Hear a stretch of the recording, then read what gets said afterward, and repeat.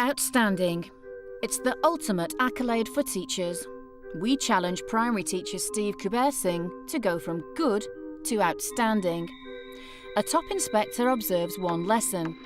Two experts fine-tune his practice and beef up his presentation.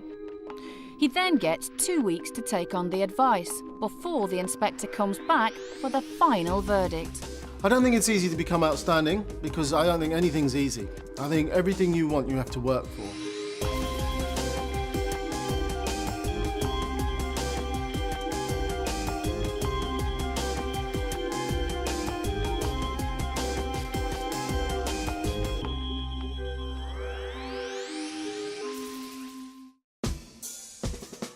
Springwell Juniors is a two-form entry school in West London, located under the main flight path of Heathrow Airport. Steve Kubairsingh is in his second year of teaching at Springwell. OK, you're going to show him you got the skills? To pay the bills! Right. The school rates his teaching as good. Give me a number. 20. 25. Let's go. 10. 20. One of the challenges for me is to just not get complacent and keep moving on with it and keep getting better and better. I am so fortunate to have children who just love learning. 100, 200, 300, 400. When you've got them engaged, learning is taking place. They're stimulated and they want to go with it. At the beginning of the year, Mr. Kubairsingh said, "Who thinks maths is boring?" And I put my hand up. Now I've understood now it's like really fun the way we do maths. What makes a good lesson is he doesn't just write it down on the board. He tells us what to do and then we can do it in a fun way. Aside from the stresses and strains of end-of-term activities and a pile of reports still to write, Steve rustles up a Kubairsingh special. About the observation next week, I most probably feel a little bit apprehensive because I think having anyone in your classroom, you always feel like you're on the spot a bit. Be interesting to see what they come back with, but I just really want to keep it the way it is. If I change anything, it's not going to be right. It's the morning of the first observation with the inspector. It's a Friday morning as well, which isn't the best time for an observation, but let's see how we go.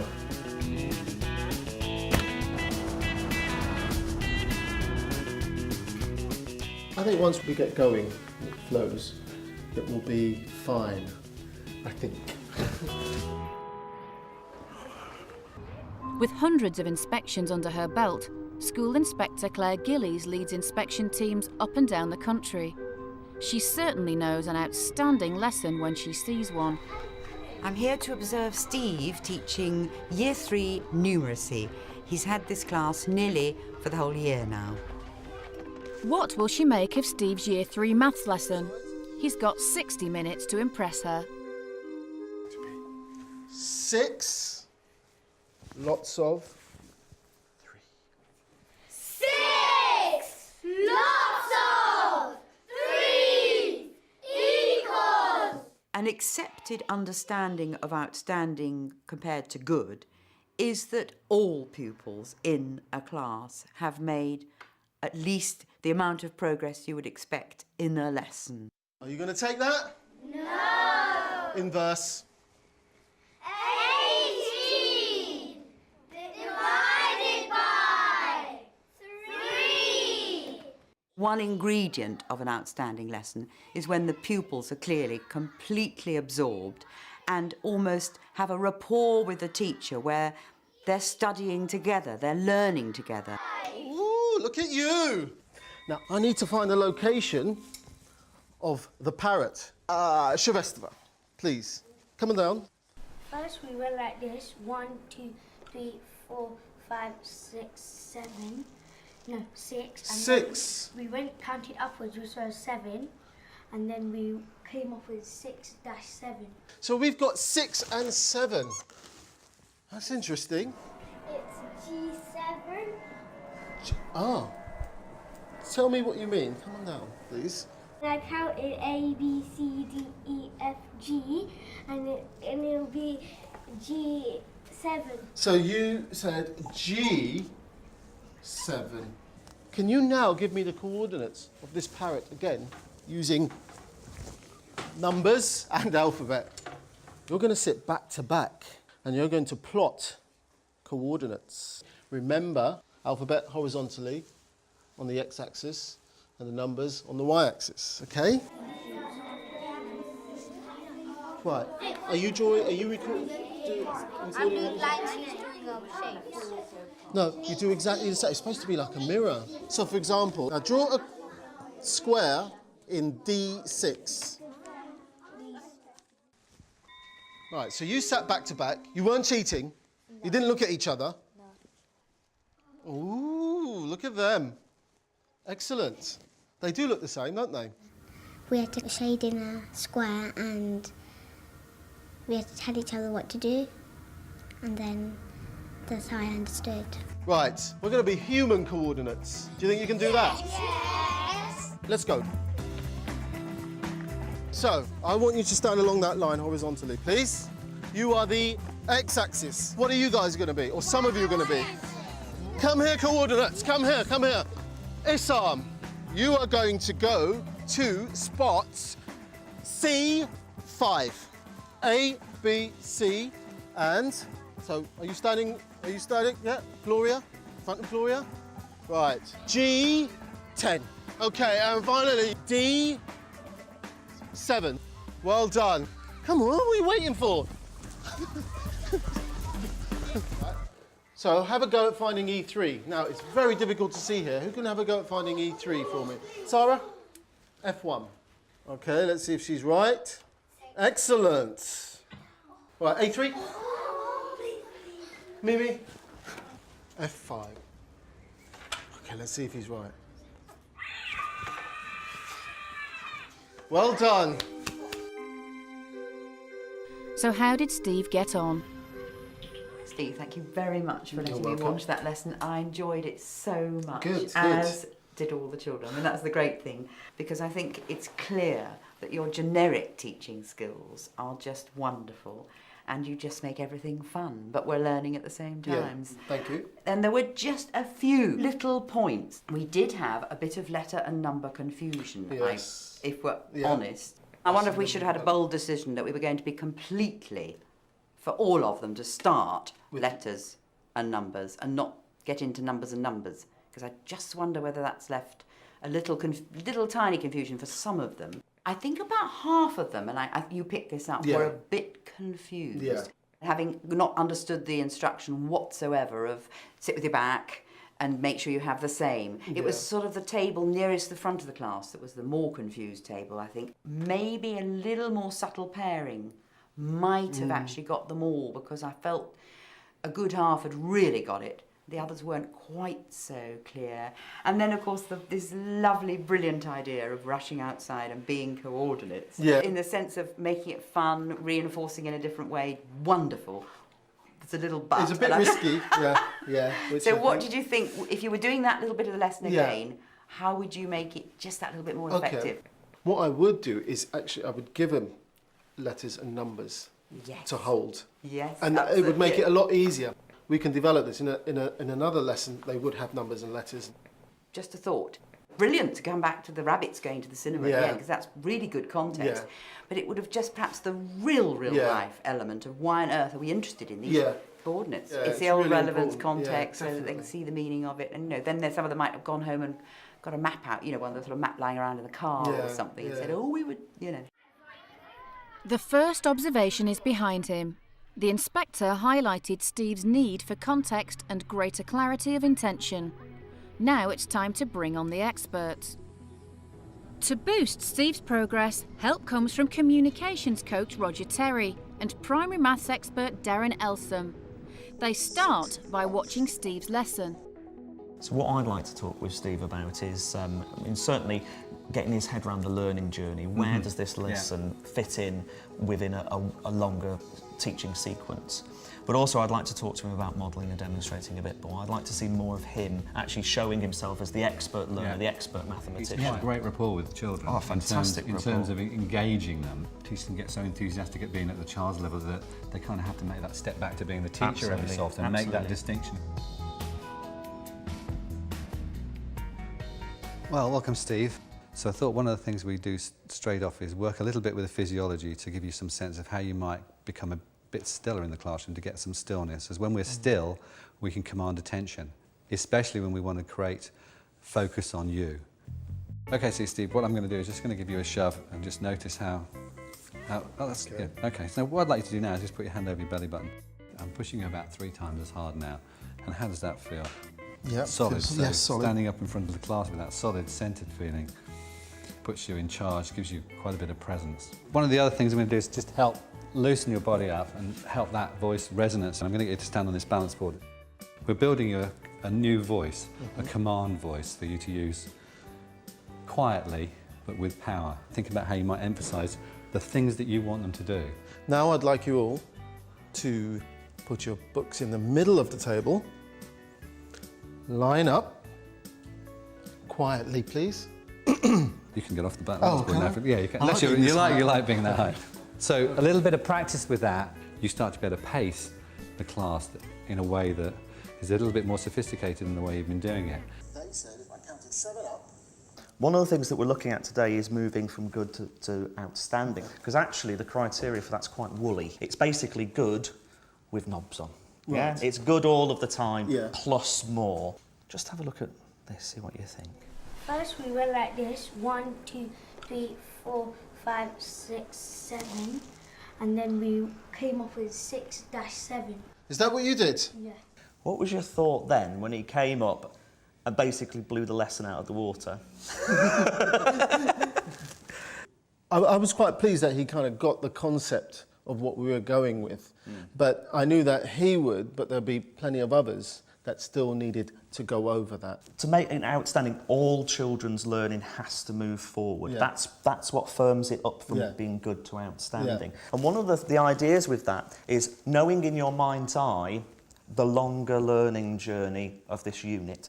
Right, so for me, I think it's starting off with assess and review. Yeah. So what you're saying is take the first lesson and just basically elicit their knowledge and Absolutely, Where absolutely, they're at. absolutely. That informs Because your that planning. Yeah. then gives you Yeah. the starting Yeah. point. And the next bit is not the lessons in between. You start thinking about where you want the children to be, the And working outcomes. back, yeah. The outcomes are about what you want the children to be able Yeah. to say yes to at the Yes. end. I can do this, Yeah. I know that, I understand this. Yeah. What we say in the lesson is we show these all the time at the Right. beginning of the lesson. This is where we're working towards. Oh, we can do that already. This Yeah. is the next step. Yeah. And then for the lesson, you'd say, and this is the bit we're looking at today. So what it's doing is it's putting today's lesson within the context of the longer learning journey. Okay. So that's almost like the finishing line, Yeah. and only then can you start thinking about the steps in learning. Now these aren't lessons, they're milestones in the children's Yeah. learning towards that finishing line. Yeah. So if you've got the bigger picture Yeah. and you've planned it through, with that kid, you would have known that you've got something up your sleeve because you'd have already thought about it. Now, the inspector talked about rooting your lessons within a meaningful context, within a real-life context, and I think Yeah. that's absolutely vital. Yeah. And what I try to do is to root the learning within the real world, Yeah. take it to the maths world, and that's where you can do all of your games and your teaching Yeah. and your learning, and then I have to bring it back to the real world again. You could start off by saying, has anybody seen a map? Have you used a map? Yeah? Yeah. So actually rooting it into a meaningful context. And then you could take the learning out into the maths world and bringing it back down again into the real world. What was interesting for me was that I was sort of desperate at one point to see you do a bit of teaching. Yeah? What you do is you get a lot from the children. Yeah. Now, I'm not talking about 20 minutes of didactic teaching, standing there at the front, you know, but 1 or 2 minutes of modelling and demonstrating the lesson to them, actually showing them the learning. So with the coordinates, right, guys, this is what the lesson's about. Let me just show you what I mean by coordinates, actually doing that, and then saying to the kids, right, so you have a go. I also want to make sure that I don't inhibit the creativity, because sometimes I think if things are too prescribed, you don't allow for going with what the children feel, need, or are interested in. And I think if I stick to something too rigidly and forget about the children, I would be scared that you don't engage them anymore, and then learning will stop. But having that bigger picture means that you've got that framework, because obviously, yes, we do want to take the children's interests, we do want to take the learning from them and push them forward, but it's got to be done within a framework. Sure, we've got to make sure that we're driving along the same learning journey, otherwise we end up on a different motorway altogether. Yeah. I've just come out of this session and it's been quite a long day, and what I really need to do, I really need to think about this. Today it's been an interesting experience. I think for me, I can just build on what I do, but it makes me feel like I'm going in the right direction. So with Steve's final observation just weeks away, it's back to the classroom to put all that advice into action and raise his game.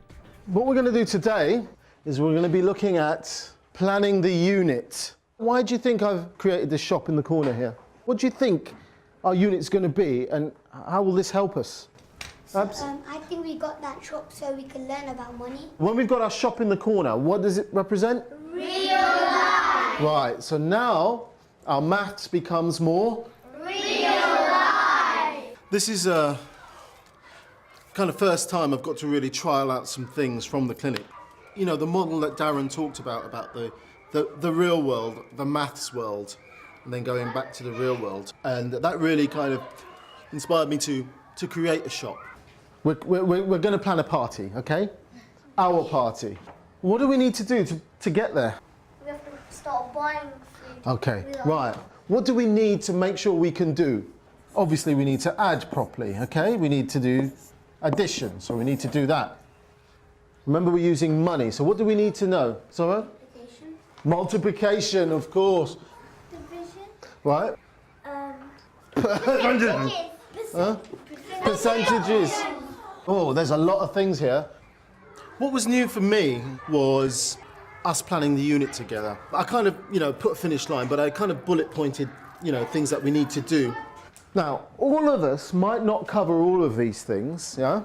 But what we will do is we will have a tick list and see which ones we've covered. I think they will really be relating everything they do into a context, into something that's meaningful for them. That's really going to work well, and I think that's something that I will definitely, keep doing. Here's the £1.28 at the bottom here, and there's my £2 there. So, think about your multiples. I had a 2. Right, what's that going to get me to now? Kirit? £1.30. £1.30, okay?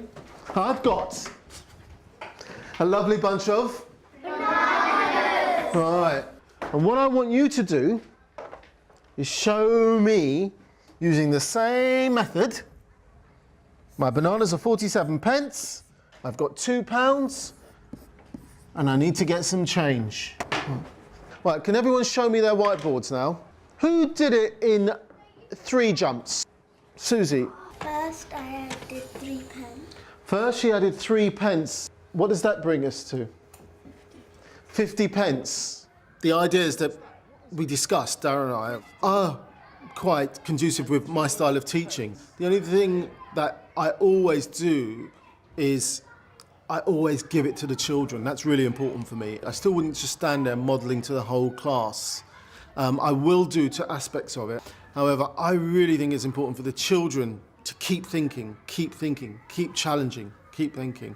Well done. Excellent for that. Thank you very much.